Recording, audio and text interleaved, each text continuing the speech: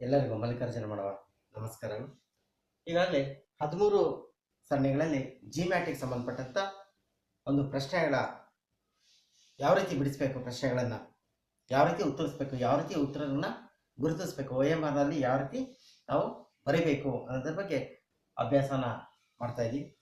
ವಿಶೇಷವಾಗಿ ನಾವು ನೋಡಿದಾಗ ಈ ಜಿಮ್ಯಾಟ್ನಲ್ಲಿ ಅಕ್ಷರ ಸರಣಿ ಮತ್ತು ಸಂಖ್ಯಾ ಸರಣಿ ಇವೆರಡರ ಆಧಾರದ ಮೇಲೆ ಜಿಮ್ಯಾಟ್ ನಿಂತಿರೋದು ಅಂತೇಳಿ ಈಗ 13 ಕಂತುಗಳಲ್ಲಿ ನಾವು ನೋಡಿದ್ವಿ. ಇನ್ನು ಮುಂದಿನ ಒಂದು ಕಂತುಗಳಲ್ಲಿ ಚಿತ್ರಗಳನ್ನು ಆಧಾರವಾಗಿ ಇಟ್ಕೊಂಡು ಹೇಗೆ ಕೋಡಿಂಗ್ ಮತ್ತು ಡಿಕೋಡಿಂಗ್ ಮಾಡೋದು, ಗುರುತಿಸೋದು ಹೇಗೆ ಅನ್ನೋದನ್ನು ಪ್ರಾಕ್ಟೀಸ್ ಮಾಡೋಣ. ಅದಕ್ಕೆ ಒಂದು ಪೂರ್ವದಲ್ಲಿ ಮತ್ತೊಂದು ಅಭ್ಯಾಸ, ಚಿಹ್ನೆಗಳನ್ನು ಆದೇಶಿಸುವುದು. ಸಬ್ಸ್ಟ್ರಾಕ್ಷನ್ ಆಫ್ ಸೈನ್ಸ್, ಚಿಹ್ನೆಗಳನ್ನು ಹೇಗೆ ನಾವು ಆದೇಶ ಮಾಡಿ ಅದರ ಉತ್ತರವನ್ನು ಹುಡುಕಬೇಕು. ಗಣಿತ ಅಂದರೆ ಮತ್ತೇನಿಲ್ಲ, ಮೂಲ ಕ್ರಿಯೆಗಳು ನಮ್ಗೆ ಚೆನ್ನಾಗಿ ಗೊತ್ತಿರಬೇಕು, ಭಿನ್ನಾಂಶ ಗೊತ್ತಿರಬೇಕು, ದಶಮಾಂಶ ಗೊತ್ತಿರಬೇಕು, ಪರ್ಸೆಂಟೇಜ್ ಗೊತ್ತಿರಬೇಕು. ಅದರ ಜೊತೆಯಲ್ಲಿ ಕೆಲವೊಂದು ಟೆಕ್ನಿಕ್ಸ್ನ ಗೊತ್ತಿರಬೇಕು, ಕೆಲವೊಂದು ತಂತ್ರಗಳು ಯಾವುದು ಅಂತೇಳಿ ಗುರುತಿಸಿ ಸುಲಭವಾಗಿ ಉತ್ತರಿಸುವಂಥ ಒಂದು ಸ್ಕಿಲ್ನ ನಾವು ಬಳಸ್ಕೊಂಡ್ರೆ ಗಣಿತದಷ್ಟು ಅತ್ಯಂತ ಸುಲಭ ಅಂತ ಮತ್ತೊಂದು ವಿಷಯ ಇಲ್ಲ. ಗಣಿತ ಎಲ್ಲರೂ ಕಬ್ಬಿಣದ ಕಡಲೆ ಅಂತ ಹೇಳ್ತಾರೆ, ಆದರೆ ಖಂಡಿತವಾಗಿ ಗಣಿತ ಅನ್ನೋದು ಕಬ್ಬಿಣದ ಕಡಲೆ ಅಲ್ಲ.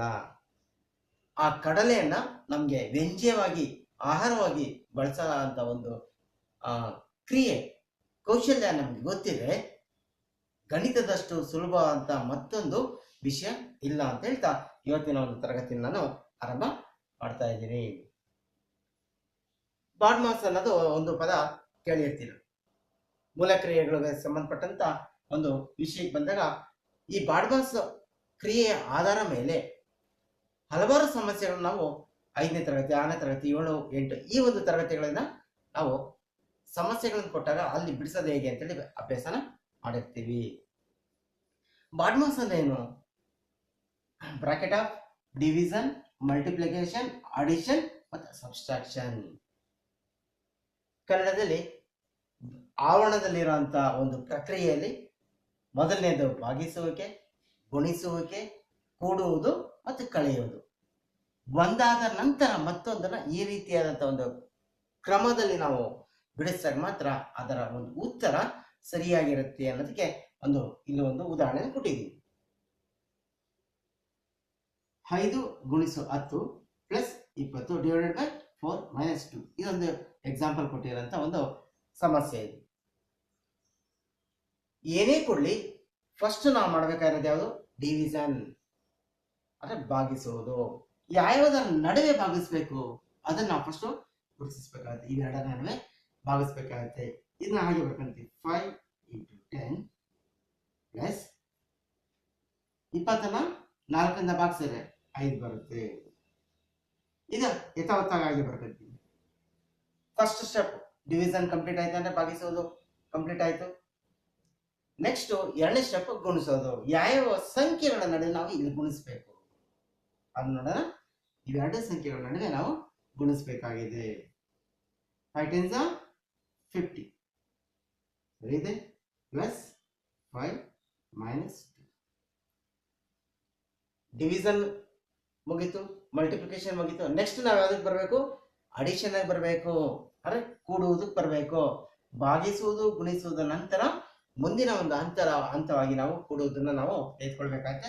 ಇಲ್ಲಿ ಯಾವ್ಯಾವುದರ ಸಂಖ್ಯೆಗಳ ನಡುವೆ ನಾವು ಕೂಡಬೇಕು, ಯಾವ ಸಂಖ್ಯೆಗಳ ನಡುವೆ ಪ್ಲಸ್ ಇದೆ ಅದನ್ನು ನಾವು ಗುರುತಿಸಿದಾಗ 50 ಮತ್ತೆ 5 ಇವೆರಡರ ನಡುವೆ ಪ್ಲಸ್ ಇದೆ. ಇವೆರಡು ನಾನು ಕೊಡ್ತೀನಿ. ಈಗ 50 ಪ್ಲಸ್ 5 55. ಇನ್ನು ಉಳಿದಂತ ಒಂದು ಸಂಖ್ಯೆ -2. ಭಾಗಿಸುವುದು ಮುಗೀತು, ಗುಣಿಸುವುದು ಮುಗೀತು, ಕೂಡುವುದು ಮುಗೀತು. ಕೊನೆಯ ಹಂತವಾಗಿ ನಾವು ಮಾಡಬೇಕಾಗಿರೋದು ಯಾವುದು? ಕಳೆಯುವಂತ ಒಂದು ಕ್ರಿಯೆಗೆ ಬರಬೇಕಾಗುತ್ತೆ. ಸಬ್ಸ್ಟ್ರಾಕ್ಷನ್ ಮಾಡುವಂತ ಒಂದು ಸ್ಟೆಪ್ಸ್ಗೆ ಬರಬೇಕಾಗುತ್ತೆ. 55 - 2 = 53. ಈ ರೀತಿಯಾಗಿ ಫಸ್ಟ್ ನಾವು ಭಾಗಿಸ್ಬೇಕು, ಆನಂತರ ಗುಣಿಸ್ಬೇಕು, ಕೂಡಬೇಕು, ಕಳೆಯಬೇಕು. First step is division, second step is multiplication, third step is addition, fourth step is subtraction. These all are the steps. ಈ ರೀತಿಯಂತ ಕ್ರಿಯೆಯಲ್ಲಿ ನಾವು ಮಾಡಿದಾಗ ಮಾತ್ರ ಈ ಹಲವಾರು ಚಿಹ್ನೆಗಳ ಸಮೂಹವನ್ನು ಸೇರಿಸಿ ಕೊಟ್ಟಾಗ ಆ ಒಂದು ಸಮಸ್ಯೆಯನ್ನ ನಾವು ಸಮರ್ಪಕವಾಗಿ ಸರಿಯಾದ ಉತ್ತರ ನೋಡ್ಕೋದಕ್ಕೆ ನಾವು ಬಿಡಿಸ್ಬೋದು ಅಂತ ಹೇಳ್ತಾ, ಕನ್ನಡದಲ್ಲಿ ಇದನ್ನ ಸಂಕ್ಷಿಪ್ತವಾಗಿ ಬಾಗು ಕೂಕ, ಆತೆ ಬಾಗು ಕೂಕ, ಆವರಣ ತೆಗೆದು, ಅತ್ತೆ ಅಲ್ಲ ಆತೆ, ಆವರಣ ತೆಗೆಯುವ ಪೂರ್ವದಲ್ಲಿ ಬಾಕಾರ ಗುಣಾಕಾರ ಕೂಡುವುದು ಮತ್ತು ಕಳೆಯುವುದರ ಒಂದು ಪ್ರಕ್ರಿಯೆಯಲ್ಲಿ ನಾವು ಈ ಸಮಸ್ಯೆಗಳನ್ನ ಬಿಡಿಸಬೇಕು ಅಂತ ಹೇಳ್ತಾ ಇವತ್ತಿನ ಒಂದು ತರಗತಿಗಳನ್ನು ನಾನು ಆರಂಭ ಮಾಡ್ತಾ ಇದ್ದೀನಿ. ಮೊದಲನೆಯ ಪ್ರಶ್ನೆ,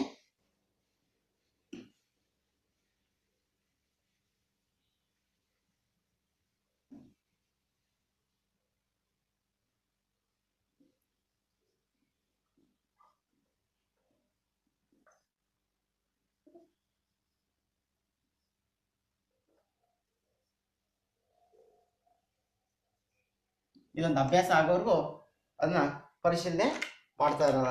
ಅದಕ್ಕೋಸ್ಕರ ನಾನು ಇಲ್ಲಿ ಬರ್ದಿದ್ದೀನಿ. ಮೊದಲನೇ ಪ್ರಶ್ನೆ, 3 ಸ್ಟಾರ್ ಹಾಕಿದ್ದಾನೆ, ಇಲ್ಲಿ 4 ಸ್ಟಾರ್ ಹಾಕಿದ್ದಾನೆ, 2 ಸ್ಟಾರ್ 10 ಹಾಕಿದ್ದಾನೆ. ಇಲ್ಲಿ ಯಾವ್ಯಾವ ಚಿಹ್ನೆಗಳನ್ನ ನಾವು ಆದೇಶಿಸಿದ್ರೆ ಇದರ ಒಂದು ಉತ್ತರ ನಮಗೆ ಸಮಂಜಸವಾಗಿರುತ್ತೆ. ಅವನ ಆಯ್ಕೆಗಳನ್ನು ಸಹ ಅವನೇ ಕೊಟ್ಟಿರ್ತಾನೆ. ಆಯ್ಕೆ 1 is equal to minus plus, is equal to minus plus. ಎರಡನೇ ಆಯ್ಕೆ plus minus is equal to. ಮೂರನೇ ಆಯ್ಕೆ into minus is equal to. ನಾಲ್ಕನೇ ಆಯ್ಕೆ into plus is equal to, into plus is equal to. ಈ 3 ಆಯ್ಕೆಗಳಲ್ಲಿ 4 ಆಯ್ಕೆಗಳಲ್ಲಿ ಯಾವ ಒಂದು ಆಯ್ಕೆ ನಮಗಿಲ್ಲಿ ಸಮರ್ಪಕವಾಗಿದೆ ಅಂತೇಳಿ ನಾವಿಲ್ಲಿ ನೋಡೋಣ. ಈಗ ನಾನು ನೇರವಾಗಿ ಉತ್ತರಕ್ಕೆ ಬರ್ತಾ ಇದ್ದೀನಿ. ಯಾಕೆಂದ್ರೆ ಕಾಲಾವಧಿ ತುಂಬಾ ಕಡಿಮೆ ಇರುತ್ತೆ. ಇಲ್ಲಿ ವಿವರಣೆ ಕೊಡುವಂತ ಸಂದರ್ಭದಲ್ಲಿ ಒಂದು ಪ್ರಶ್ನೆಗೆ ಹೆಚ್ಚು ಕಾಲಾವಧಿ ಬೇಕಾಗುತ್ತೆ.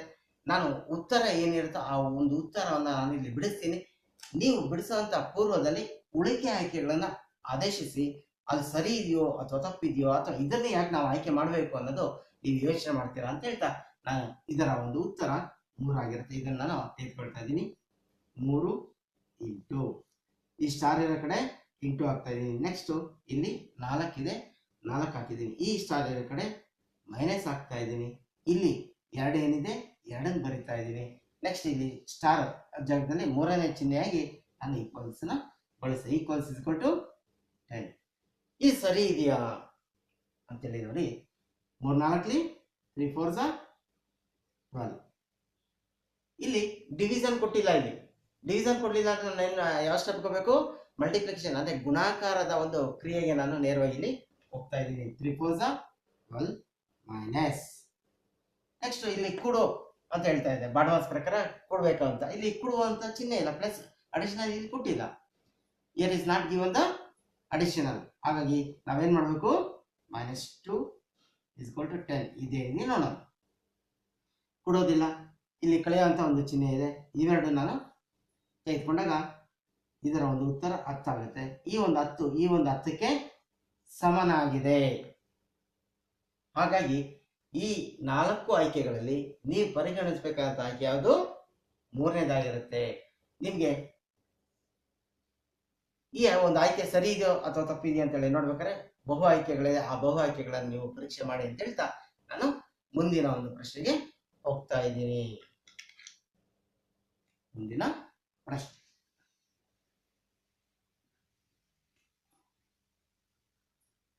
ಪ್ರಶ್ನೆ ಸಂಖ್ಯೆ 2.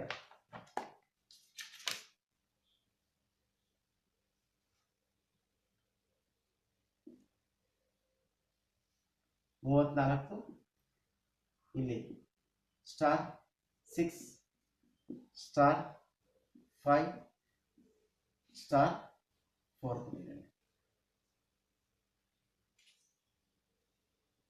ಇಲ್ಲಿ ಆಯ್ಕೆಗಳು ಏನಿರ್ಬೋದು? ಆಯ್ಕೆಗಳು ಏನು ಹೀಗೆ ಕೊಟ್ಟಿದ್ದೇನೆ. 1ನೇ ಆಯ್ಕೆ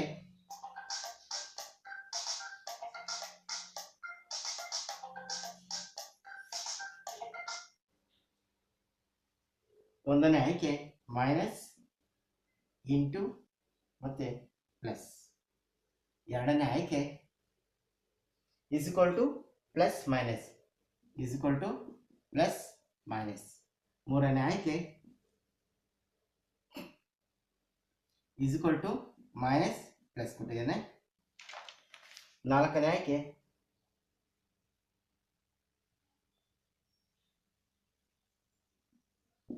division is equal to plus is equal to ಮತ್ತೆ ಪ್ಲಸ್ ಕೊಟ್ಟಿದ್ದೇನೆ.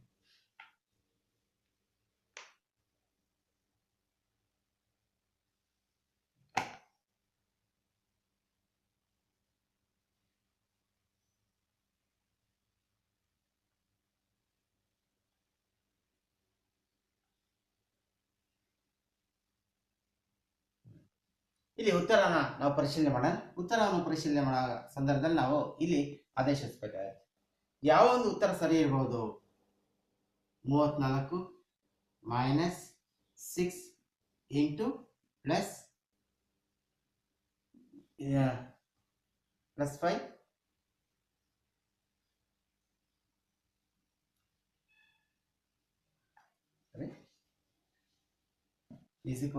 34 is equal to 6 into 5 plus 4. ಇಲ್ಲಿ is equal to ಹಾಕಬೇಕು.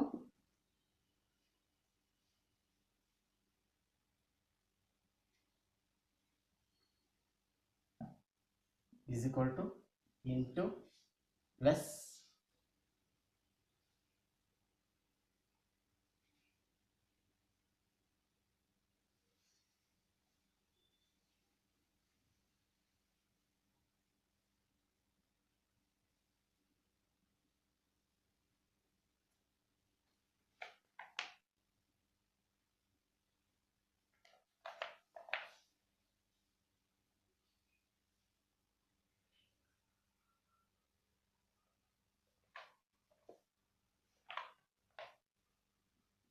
ಆಯ್ಕೆಗಳು is equal to ಇಂಟು ಮತ್ತೆ ಪ್ಲಸ್.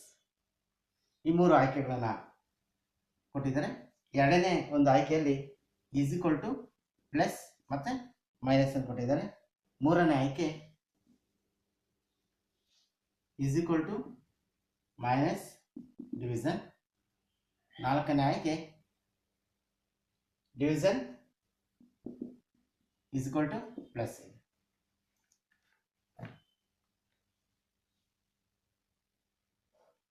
ಈಗ ಮೊದಲನೇ ಆಯ್ಕೆನ ನಾನು ಇಲ್ಲಿ ಪರಿಶೀಲನೆ ಮಾಡ್ತಾ ಇದ್ದೀನಿ. 34 ಇಲ್ಲಿ ಮೊದಲನೇ ಸ್ಟಾರ್ ಅಲ್ಲಿ is equal to ಹಾಕ್ತಾ ಇದ್ದೀನಿ. ಎರಡನೇ ಸಂಖ್ಯೆ 6 ಇದೆ, ಎರಡನೇ ಸ್ಟಾರ್ ಅಲ್ಲಿ ಇಂಟು ಹಾಕ್ತಾ ಇದ್ದೀನಿ. ನೆಕ್ಸ್ಟ್ 5 ಇದೆ, ನೆಕ್ಸ್ಟ್ ಪ್ಲಸ್ 4 ಇದೆ. ಇದು ಸರಿ ಬರುತ್ತಾ ಅಂತೇಳಿ ನಾವು ಇಲ್ಲಿ ಪರಿಶೀಲನೆ ಮಾಡಬೇಕಾಗುತ್ತೆ. ಇಲ್ಲಿ 34 is equal to ಇಲ್ಲಿ ಡಿವಿಷನ್ ಇಲ್ಲ. ಇಲ್ಲಿ ನೆಕ್ಸ್ಟ್ ಅದಕ್ಕೆ ಬರಲಿ ಮಲ್ಟಿಪ್ಲಿಕೇಶನ್. ಯಾವುದಕ್ಕೆ ಮಲ್ಟಿಪ್ಲಿಕೇಶನ್? 6 into 5 6 5 30 plus 4. ಮಲ್ಟಿಪ್ಲಿಕೇಶನ್ ಆದ್ಮೇಲೆ next addition 34 is equal to ಇವೆರಡನ್ನ ಈಗ ಆ್ಯಡ್ ಮಾಡ್ತಾ ಇದ್ದೀನಿ 34. ಈ 34ಕ್ಕೆ ಸಮಾನವಾಗಿದೆ. ಈ ಒಂದು ಪ್ರಕ್ರಿಯೆಯಲ್ಲಿ ಮೊದಲನೇ ಒಂದು ಉತ್ತರ ನಮಗೆ ಸಮರ್ಪಕ ಆಗಿದೆ. ಹಾಗಾಗಿ ಮುಂದಿನ ಆಯ್ಕೆಗಳನ್ನು ಪರಿಶೀಲನೆ ಮಾಡೋ ಅಂತ ಅಗತ್ಯ ಇಲ್ಲ ಅಂತ ಹೇಳ್ತಾ ಮುಂದಿನ ಒಂದು ಪ್ರಶ್ನೆಗೆ ಹೋಗೋಣಂತೆ.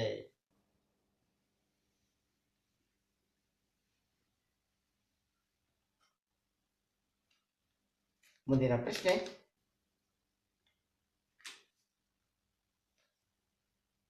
ಸಂಖ್ಯೆ 3.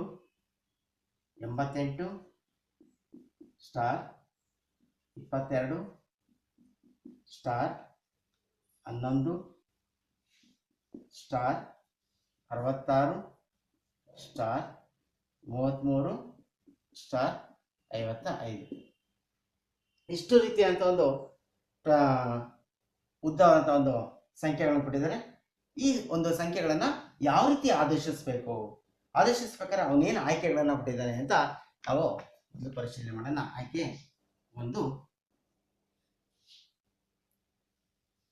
Minus is equal to plus division ಮತ್ತೆ ಇಂಟು. ಎರಡನೇ ಆಯ್ಕೆ is equal to division into minus plus. ಮೂರನೇ ಆಯ್ಕೆ division into is equal to plus minus. ನಾಲ್ಕನೇ ಆಯ್ಕೆ into division plus minus is equal to. ಇಷ್ಟನ್ನ ಕೊಟ್ಟಿದ್ದಾನೆ. ಈ ನಾಲ್ಕು ಆಯ್ಕೆಗಳಲ್ಲಿ ನಾವು ಯಾವ ಆಯ್ಕೆನ ಗುರುತಿಸಬೇಕು? ಮೊದಲನೇದಾಗಿ ನಾನು ಉತ್ತರಕ್ಕೆ ನೇರವಾಗಿ ಬರ್ತಾ ಇದ್ದೀನಿ. 88. ಇದರ ಉತ್ತರ 3 ಆಗಿರುತ್ತೆ. ನೀವು ಪರಿಶೀಲನೆ ಮಾಡಿದಾಗ ನಿಮಗೆ ಗೊತ್ತಾಗುತ್ತೆ. 88 ಡಿವಿಷನ್ 22 ಎರಡನೇ ಇದರಲ್ಲಿ into next 11 is equal to 66.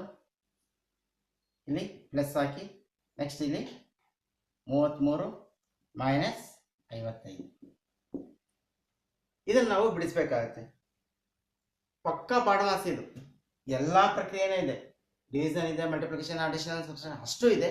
ಅಷ್ಟು ಕ್ರಿಯೆಗಳನ್ನ ನಾವು ಮಾಡ್ಬೇಕಾದ್ರೆ ಫಸ್ಟು ಡಿವಿಷನ್ ತಾಳ್ರಿ 88 ಡಿವೈಡೆಡ್ ಬೈ 22. ಇದನ್ನ ಭಾಗಿಸಿದಾಗ 4 ಬರುತ್ತೆ. Next into 11 is equal to 66 plus 33 minus 55 ಹಾಗೆ ಬರ್ಕೊಳ್ಳೋಣ. ನೆಕ್ಸ್ಟ್ ಸ್ಟೆಪ್ಪಲ್ಲಿ ಏನು ಮಾಡಬೇಕು? ಇದನ್ನ ಮಲ್ಟಿಪ್ಲಿಕೇಶನ್ ಮಾಡ್ತಾ ಇದ್ದೀನಿ. ಮಲ್ಟಿಪ್ಲಿಕೇಶನ್ ಮಾಡಿದಾಗ 44 ಆಗುತ್ತೆ. ಈಸ್ ಈಕ್ವಲ್ ಟು ಇವೆರಡನ್ನು ನಾನು ಆ್ಯಡ್ ಮಾಡಬೇಕು. ಇವೆರಡನ್ನ ಕೊಡಿದಾಗ 66 ಪ್ಲಸ್ 33 66 ಪ್ಲಸ್ 33 ಕೊಡಿದ್ರೆ 99. ಈ 99ನ 55ರಲ್ಲಿ ಕಳಿಬೇಕು. ಈಗ ಕೂಡುವ ಕ್ರಿಯೆ ಮುಗೀತು. ಕೂಡುವ ಕ್ರಿಯೆ ಆದ ನಂತರ ನಾವು ಯಾವ್ದು ಕೊನೆಯದಾಗಿ ಕಳೆಯ ಒಂದು ಕ್ರಿಯೆಗೆ ಬರ್ತೀನಿ. ಕಳೆಯ ಒಂದು ಕ್ರಿಯೆಗೆ ಬಂದಾಗ ಈ 44 ಎಂಬುದು ಈ 99ರಲ್ಲಿ 55 ಕಳೆದ್ರೆ 44ಕ್ಕೆ ಸಮಾನ ಆಗಿದೆ. ಪರಿಶೀಲನೆ ಮಾಡಿದಾಗ ಇವೆರಡು ಸರಿ ಬಂದಿದೆ. ಹಾಗಾಗಿ ನಮ್ಮ ಒಂದು ಆಯ್ಕೆ ಯಾವ್ದು ಇರಬೇಕು? 3ನೇ ಆಯ್ಕೆ ಆಗ್ತದೆ. ನೀವು ಇಲ್ಲಿ ಸಮಯದ ಅಭಾವದಿಂದ ನಾವೇನ್ ಮಾಡ್ತಾ ಇದೀವಿ, ನೇರವಾಗಿ ಉತ್ತರನ ಯಾವ ರೀತಿ ನಾನು ಬಿಡಿಸ್ಬೇಕು ಅಂತೇಳಿ ನಾನು ಇಲ್ಲಿ ಹೇಳ್ಕೊಡ್ತಾ ಇದ್ದೀನಿ. ನೀವು ಪ್ರಾಕ್ಟೀಸ್ ಮಾಡೋಂಥ ಒಂದು ಸಂದರ್ಭದಲ್ಲಿ ಈ ಉಳಿದಂತ 3 ನೀವು ಆದೇಶಿಸಿದೆ ಅಲ್ಲಿ ಸರಿ ಇದೆಯೋ ತಪ್ಪಿದೆಯೋ ಅಥವಾ ಯಾಕೆ ತಪ್ಪಾಯ್ತು ಅಂತೇಳಿ ವಿಮರ್ಶೆ ಮಾಡಬೇಕು ಅಂತ ಹೇಳ್ತಾ ಮುಂದಿನ ಒಂದು ನಾನು ಪ್ರಶ್ನೆಗೆ ಹೋಗ್ತಾ ಇದ್ದೀನಿ.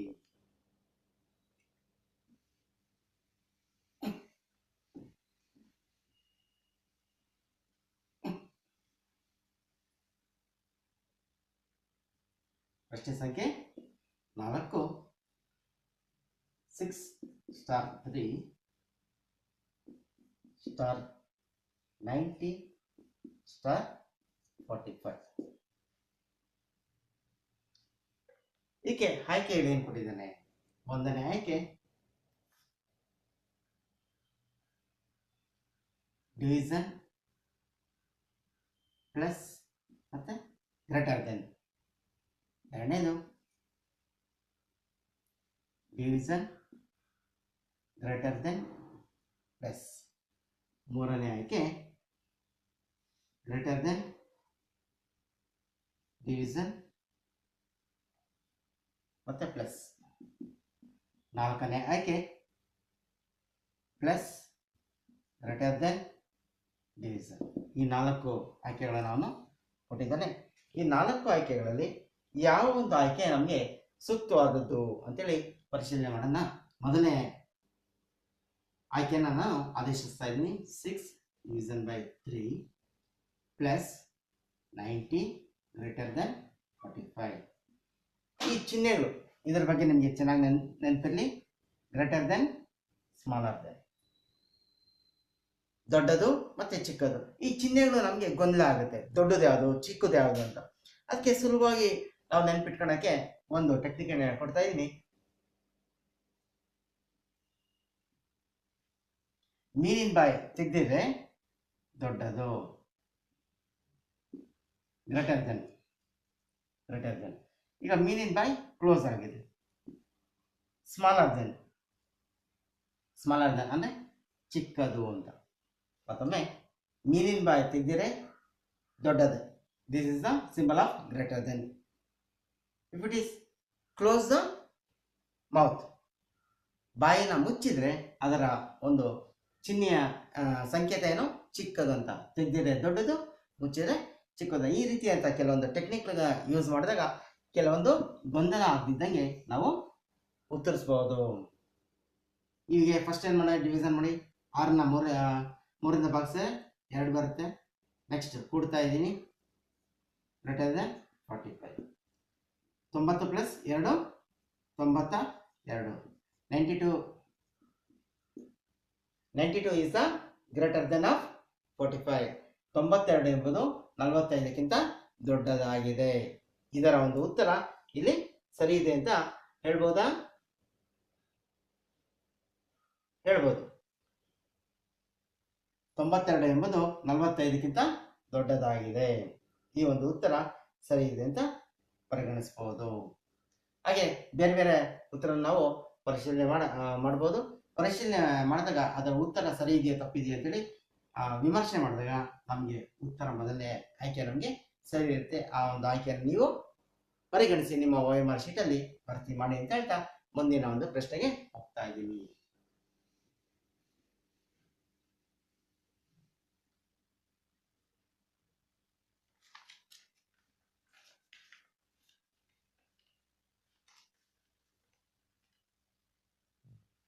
Second type.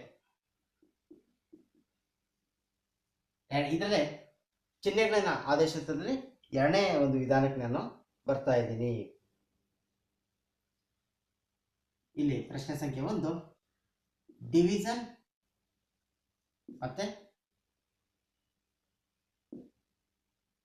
4 ಮತ್ತೆ 2. ಇಲ್ಲೊಂದು ಬದಲಿಸಿದಾಗ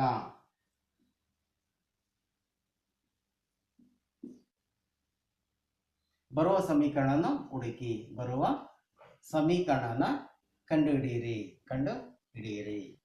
ಇಲ್ಲಿ ಆಯ್ಕೆಗಳನ್ನು ಕೊಟ್ಟಿದ್ದೇನೆ. 1ನೇ ಆಯ್ಕೆ 16 - 2 ಇಂಟು 3 = 11. 2ನೇ ಆಯ್ಕೆ 32 - 2 ಡಿವಿಷನ್ ಬೈ ಡಿವೈಡೆಡ್ ಬೈ 4 = 26 ಕೊಟ್ಟಿದ್ದೇನೆ.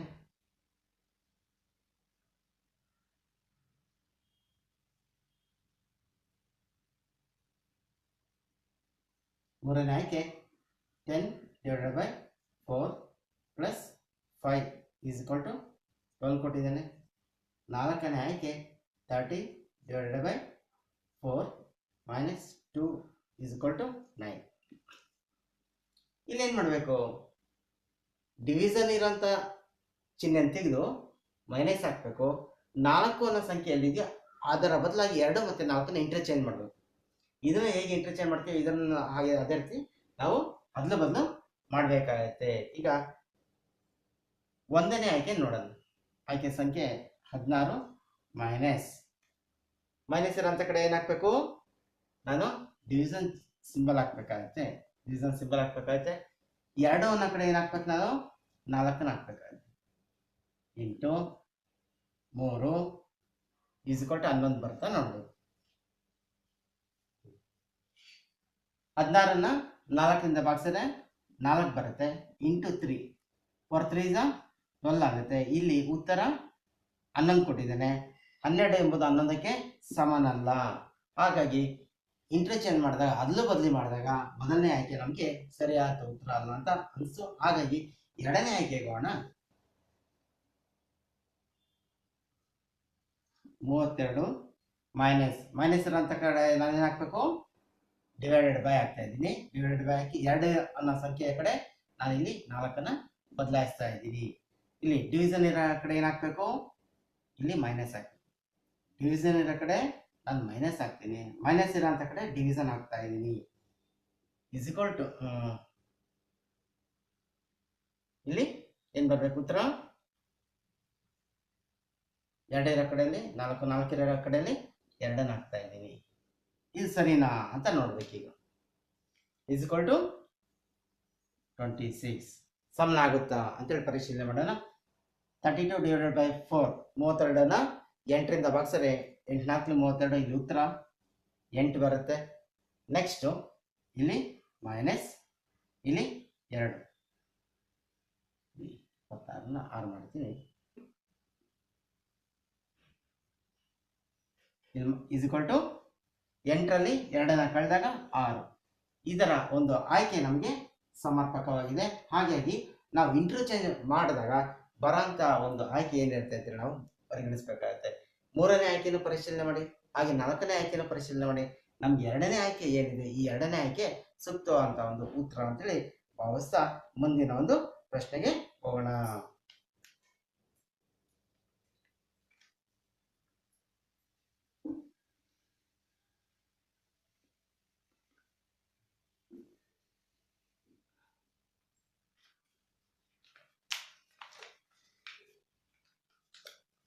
ಪ್ರಶ್ನೆ ಸಂಖ್ಯೆ 2. ಪ್ಲಸ್ ಇರೋಂಥ ಕಡೆಗಳಲ್ಲಿ ಇಂಟು ಹಾಕಬೇಕು. ಇಂಟು ಇರೋ ಅಂಥ ಕಡೆಯಲ್ಲಿ ನಾನು ಪ್ಲಸ್ಸನ್ನು ಇಂಟರ್ಚೇಂಜ್ ಮಾಡಬೇಕಾಗುತ್ತೆ. ಹಾಗೆ 5 ಮತ್ತು 3ನ್ನ ಇಂಟರ್ಚೇಂಜ್ ಮಾಡಬೇಕು. 5 ಮತ್ತು 3ನ್ನ ಇಲ್ಲಿ ಬದಲಿಸಿದಾಗ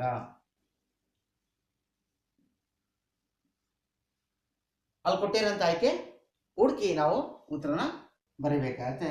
1ನೇ ಆಯ್ಕೆ 14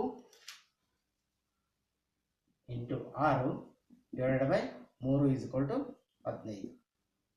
2ನೇ ಆಯ್ಕೆ 3 + 4 ಇಂಟು 5 = 23. 3ನೇ ಆಯ್ಕೆ 4 + 5 - 2 = 12.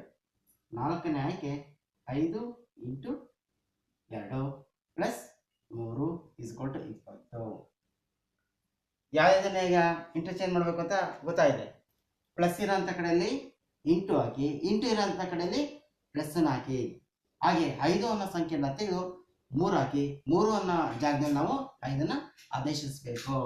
ಮೊದಲನೇ ಆಯ್ಕೆನ ನಾನು ಇಲ್ಲಿ ತಾಳ್ತಾ ಇದ್ದೀನಿ 14. ಇಲ್ಲಿ ಇಂಟು ಇದೆ, ಇಂಟು ಬದಲು ಏನು ಹಾಕ್ಬೇಕು, ಪ್ಲಸ್ ಹಾಕ್ತೀನಿ. ಇಲ್ಲಿ 6 ಹಾಗೆ ಬರಿತಾ ಇದ್ದೀನಿ, ಡಿವಿಷನ್ ಹಾಗೆ ಬರಿತೀನಿ. ಇಲ್ಲಿ 3 ಇರೋಂಥ ಕಡೆಯಲ್ಲಿ ನಾನು ಏನು ಹಾಕ್ಬೇಕು, 5ನ್ನು ಬರಿತೀನಿ. ಬರೋಂಥ ಉತ್ತರ 15ಕ್ಕೆ ಸಮ ಇದೆಯಾ ಅಂತ ಪರಿಶೀಲನೆ ಮಾಡಬೇಕು. 14 + 6 20 ಆಗುತ್ತೆ. /5 20ರ 5ರಿಂದ ಭಾಗಿಸಿದಾಗ ನಮ್ಮ ಒಂದು ಉತ್ತರ 4 ಆಗುತ್ತೆ. But this is not equal to 15. 4 ಎಂಬುದು 15ಕ್ಕೆ ಸಮನಾಗಿಲ್ಲ. ಹಾಗಾಗಿ ನಮ್ಮ ಒಂದು ಮೊದಲನೇ ಆಯ್ಕೆ ಏನಾಗಿದೆ, ತಪ್ಪಾಗಿದೆ. ಮೊದಲನೇ ಆಯ್ಕೆಯನ್ನು ನಾವು ಪರಿಗಣಿಸಬಾರ್ದು. ಈಗ ಯಾವುದಕ್ಕೆ ಬರಬೇಕು, next again we come to second choice. ಎರಡನೇದು ನೋಡೋಣ. ಎರಡನೇದು 3 ಇರೋ ಅಂಥ ಕಡೆಯಲ್ಲಿ 5ನ್ನು ಹಾಕಿ ಅಂತ ಹೇಳಿದ್ದೀನಿ. ಇಲ್ಲಿ 5 ಹಾಕ್ತಾ ಇದ್ದೀನಿ. ಪ್ಲಸ್ ಇದೆ, ಪ್ಲಸ್ ಇರೋಂಥ ಜಾಗದಲ್ಲಿ ನಾನು ಇಂಟು ಹಾಕ್ತಾ ಇದ್ದೀನಿ. 4 ಹೇಗಿದೆಯೋ ಹಾಗೆ ನಾನು ಬರಿತಾ ಇದ್ದೀನಿ. ನೆಕ್ಸ್ಟ್ ಇಲ್ಲಿ ಇಂಟು ಇರೋಂಥ ಕಡೆ, ಇಂಟು ಇರೋ ಕಡೆ ನಾನು ಏನು ಹಾಕ್ಬೇಕು, ಈಗ ಪ್ಲಸ್ಸನ್ನು ಹಾಕ್ಬೇಕು. ಪ್ಲಸ್ ಹಾಕ್ತಾ ಇದ್ದೀನಿ. 5 ಜಾಗದಲ್ಲಿ 5ರ ಬದಲಾಗಿ ನಾನು 3ನ್ನು ಹಾಕಿದಾಗ ಇದರ ಒಂದು ಉತ್ತರ ಯಾವುದಕ್ಕೆ ಸಮನಾಗಬೇಕು, 23 23ಗೆ ಇದು ಈಕ್ವಲ್ ಆಗುತ್ತೆ ಅಂತ ಪರಿಶೀಲನೆ ಮಾಡಬೇಕು. ಇಲ್ಲಿ ಡಿವಿಷನ್ ಇಲ್ಲ, ಡಿವಿಷನ್ ಬದಲಾಗಿ ನೆಕ್ಸ್ಟ್ ನಾನು ಮಲ್ಟಿಪ್ಲಿಕೇಶನ್ ಅಂತ ಇದ್ದೀನಿ. After we come to addition. 5 4 = 20 plus 3 this is equal to 23. 23 = 23. ಸರಿ ಬಂತಲ್ವಾ? ಹಾಗಾಗಿ ನಮ್ಮ ಒಂದು ಆಯ್ಕೆಯ ಒಂದು ಉತ್ತರ ಯಾವಾಗಿರಬೇಕು, ಎರಡನೇ ಆಯ್ಕೆ ಈ ಒಂದು ಪ್ರಶ್ನೆಗೆ ಸಮಂಜಸವಾಗಿದೆ ಅಂತೇಳಿ ನಾನು ಮುಂದಿನ ಒಂದು ಪ್ರಶ್ನೆಗೆ ತಯಾರಿ ಮಾಡ್ತಾ ಇದ್ದೀನಿ.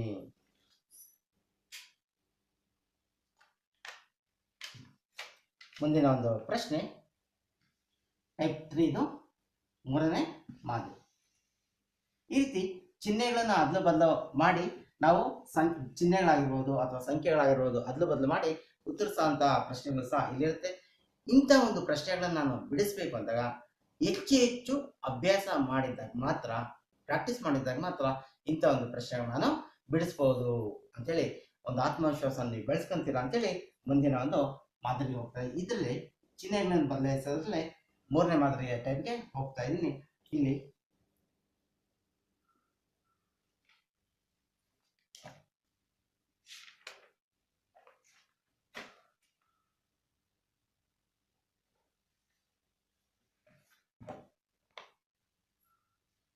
ಬ್ರಾಕೆಟ್ ಕೊಟ್ಟಿದ್ದೇನೆ. open bracket, flower bracket, 17 minus 2 plus 4 into 2. ಇದು ಕ್ಲೋಸ್ ಮಾಡ್ತಾ ಇದ್ದೀನಿ, ಪುಷ್ಪವರ್ಣನ ಕ್ಲೋಸ್ ಮಾಡ್ತಾ ಇದ್ದೀನಿ. ಇಲ್ಲಿ ಡಿವಿಷನ್ ಡಿವೈಡೆಡ್ ಬೈ 23 ಪ್ಲಸ್ 6. ಇದನ್ನ ಅಲ್ಪವರ್ಣನ ಮುಕ್ತಾಯ ಮಾಡ್ತಾ ಇದ್ದೀನಿ, ಬ್ರಾಕೆಟನ್ನು ಕ್ಲೋಸ್ ಮಾಡ್ತಾ ಇದ್ದೀನಿ. ನೆಕ್ಸ್ಟು ಡಿವೈಡೆಡ್ ಬೈ 0, ಇಷ್ಟು ಡಿವೈಡೆಡ್ ಬೈ 0 ಕೊಟ್ಟಿದ್ದೀನಿ. ಬುದ್ಧಿವಂತ ವಿದ್ಯಾರ್ಥಿ ಈ ಪ್ರಶ್ನೆಯನ್ನು ನೋಡಿದ ತಕ್ಷಣ ಇದರ ಉತ್ತರನ ಹೇಳಬಹುದು. ಯಾಕೇಳಿ, ಇಲ್ಲಿ ನಾವು ಅಂಶದಲ್ಲಿ ನ್ಯೂಮರೇಟರಲ್ಲಿ ಯಾವೆಲ್ಲ ಒಂದು ಪ್ರಕ್ರಿಯೆಗಳನ್ನು ಮಾಡಿದ್ರೂ ಕೊನೆಯಲ್ಲಿ ನಾನು 0ಯಿಂದ ಭಾಗಿಸ್ತಾ ಇದ್ದೀನಿ.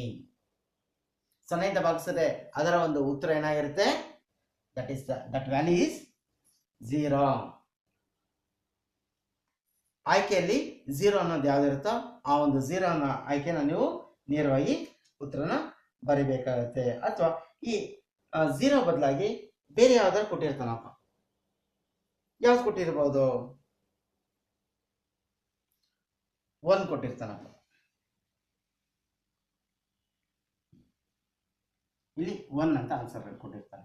ಅಂತ ಒಂದು ಸಂದರ್ಭದಲ್ಲಿ ನಾವು ಕಂಪ್ಲೀಟ್ ಪ್ರೊಸೆಸ್ ಮಾಡಿ ಆನ್ಸರ್ ಏನು ಅಂತೇಳಿ ನಾವು ಹುಡುಕ್ಬೇಕಾಗುತ್ತೆ. 0 ಅಂತ ಕೊಟ್ಟರೆ if any number division by divided by 0 that value is 0 ಅಂತ ನಮ್ಗೆ ಗೊತ್ತಿದೆ.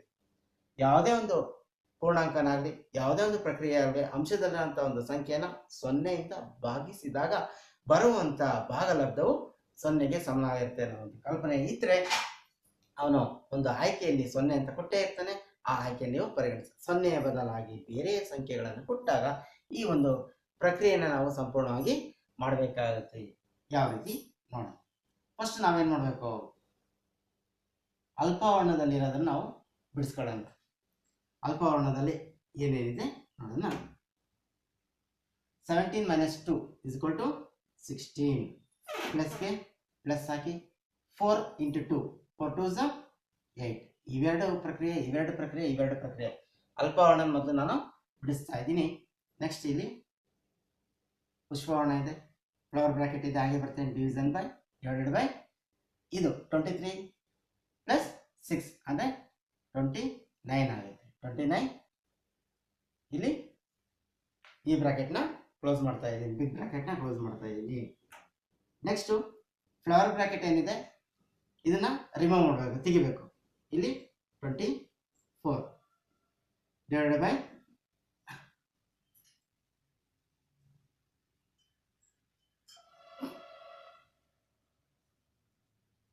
ಸ್ವಲ್ಪ ಸಂಖ್ಯೆಗಳನ್ನು ಬದಲಾವಣೆ ಮಾಡ್ತೇನೆ ನಿಮಗೆ ಉತ್ತರ ಕಂಡುಹಿಡಿಯೋದಕ್ಕೆ ಮತ್ತೆ ಭಾಗಿಸೋದಕ್ಕೆ ಸುಲಭವಾಗಲಿ ಅಂತೇಳಿ ಸ್ವಲ್ಪ ಇಲ್ಲಿ ಬದಲಾವಣೆಯನ್ನು ಮಾಡ್ತಾ ಇದ್ದೀನಿ. ಇಲ್ಲಿ 1 ಹಾಕ್ತಾ ಇದ್ದೀನಿ, ಆಗ ಇಲ್ಲಿ 24 ಆಗುತ್ತೆ, ಇಲ್ಲಿ 24 ಆಗುತ್ತೆ. ಇಲ್ಲಿ ಡಿವೈಡೆಡ್ ಬೈ 1, ಇಲ್ಲೂ ಡಿವೈಡೆಡ್ ಬೈ 1 ಆಗಿರುತ್ತೆ.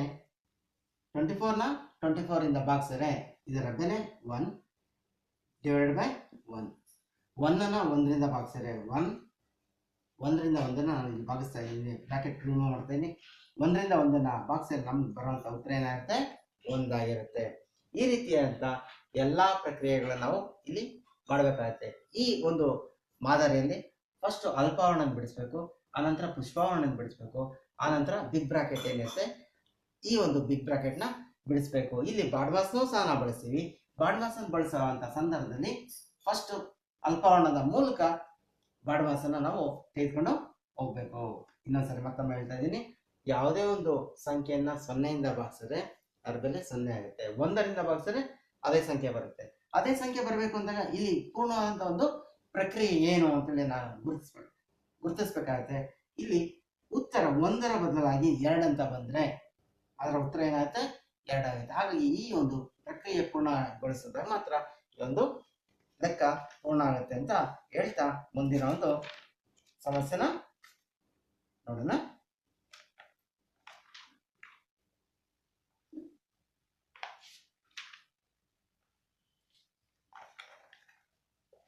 ಈಗ 4ನೇ ಮಾದರಿ, 4th ಟೈಪ್.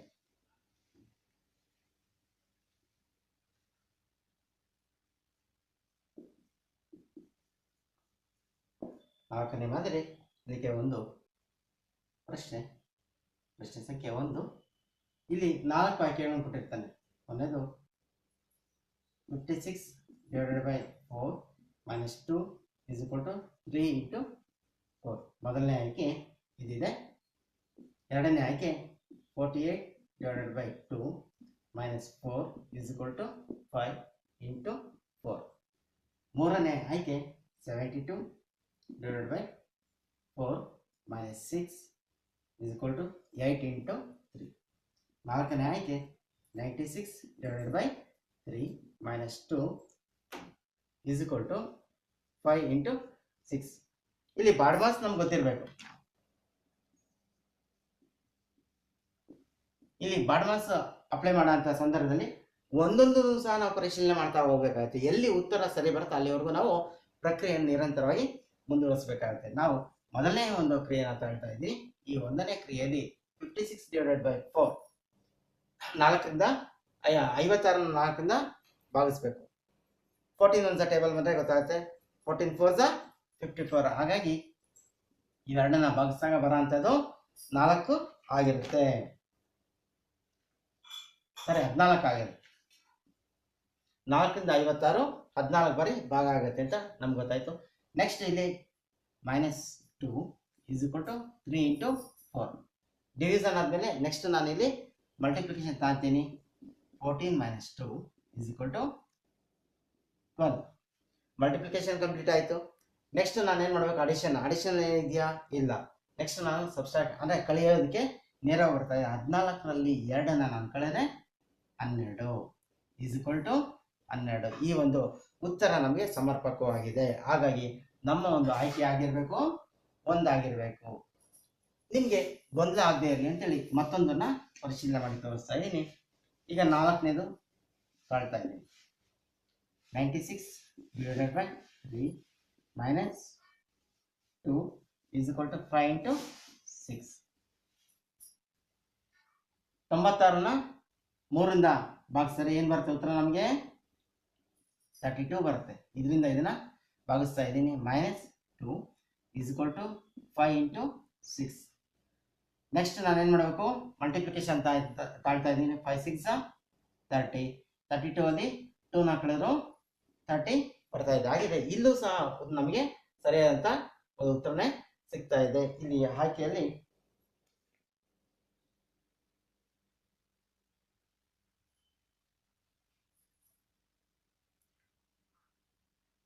ಫೈವ್ ಇಂಟು 4 ಮಾಡೋಣ. 5 4 20. ಇವು ಎರಡು ಸಮ ಆಗದ್ರಿಂದ ಈ 4ನೇ ಆಯ್ಕೆ ನಮಗೆ ಸಮ ಆಗಲ್ಲ. ಹಾಗೆ ಮುಂದೆಂದು ಪರಿಶೀಲನೆ ಮಾಡಿ. ಇದು ಸಮ ಆಗಲ್ಲ, ಇದು ಸಹ ಸಮ ಆಗೋದಿಲ್ಲ. ಈ ರೀತಿಯಾದಂಥ ಒಂದು 4ನೇ ಒಂದು ಮಾದರಿಯಲ್ಲಿ 4 ಒಂದು ಸಮಸ್ಯೆಯನ್ನು ಕೊಡ್ತಾರೆ. ಈ 4 ಸಮಸ್ಯೆಗಳನ್ನ ಪ್ರತಿಯೊಂದು ಸಮಸ್ಯೆನ ಬಿಡಿಸ್ತಾ ಹೋಗ್ತಾ ಇದ್ದಾಗ ಅಂದ್ರೆ ಬಾಡ್ಮಾಸ್ ತತ್ವದ ಆಧಾರದ ಮೇಲೆ, ಭಾಗಕೂಕ ತತ್ವದ ಆಧಾರದ ಮೇಲೆ ನಾವು ಬಿಡಿಸ್ತಾ ಹೋಗ್ತಾ ಇದ್ರೆ ನಮ್ಮ ಒಂದು ಸರಿಯಾದಂಥ ಉತ್ತರ ಯಾವುದಿದೆ ಅಂತ ನಾವು ನೋಡಿ ನಾವು ಉತ್ತರ ಮಾಡಬೇಕಾಗುತ್ತೆ. ಈ ರೀತಿಯಂತ ಒಂದು ಪ್ರಕ್ರಿಯೆನ ಇಲ್ಲಿ ನಾವು ಮಾಡ್ತಾ ಹೋಗ್ತಾ ಇದ್ದಾಗ ಹೆಚ್ಚು ಸಮಸ್ಯೆಗಳನ್ನ ಬಿಡಿಸೋದು ಹೇಗೆ ಅನ್ನೋದು ನಮಗೆ ಅಭ್ಯಾಸ ಆಗಲಿ ಅಂತ ಹೇಳ್ತಾ ಇವತ್ತಿನ ತರಗತಿಯನ್ನು ಮುಕ್ತಾಯ ಮಾಡ್ತಾ ಇದ್ದೀನಿ.